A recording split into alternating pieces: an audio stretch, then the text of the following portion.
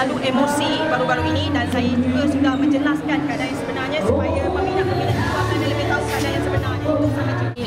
Saya sebaik dia diam daripada dia kata tak mengaku. Nampak. Dia tak mengaku itu adalah hak dia. Saya tak nak cakap lebih-lebih sebab baru-baru ni pun Idris dah bagi statement dekat media cetak yang menjelaskan keadaan yang sebenarnya. Jadi itu terpulang pada dia lah. Tapi saya ada bukti yang menunjukkan bahawa kami memang bercinta satu ketika dulu. Saya tak tahu apa permainan dia. Dia cuma benda ni pendek je. Kalau dia mengaku ya saya bercinta dan tak ada jodoh, aku stop lah. Benda tu takkan jadi panjang.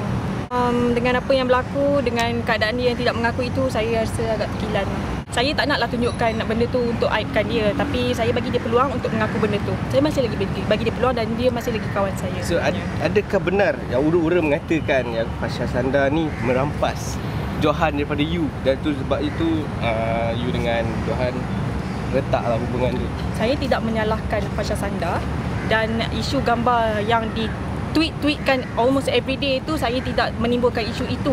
Saya timbulkan sekarang ni adalah sikap dia sebenarnya. Sikap dia. Apa yang dia janji dengan saya, apa yang dia buat dengan saya. Jadi benda tu bila dia tak mengaku agak unfair lah untuk saya. Janji manis lah ni? Janji manis semua, pelamar yang aku musnah. Okay.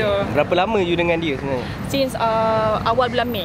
So kalau tak mengaku, saya masih lagi bagi peluang dengan dia. Dan saya pun tak nak benda ni panjang sebab banyak lagi gosip-gosip lain untuk kita dengar sebenarnya daripada gosip saya dengan dia. Jadi lebih baiklah dia mengaku.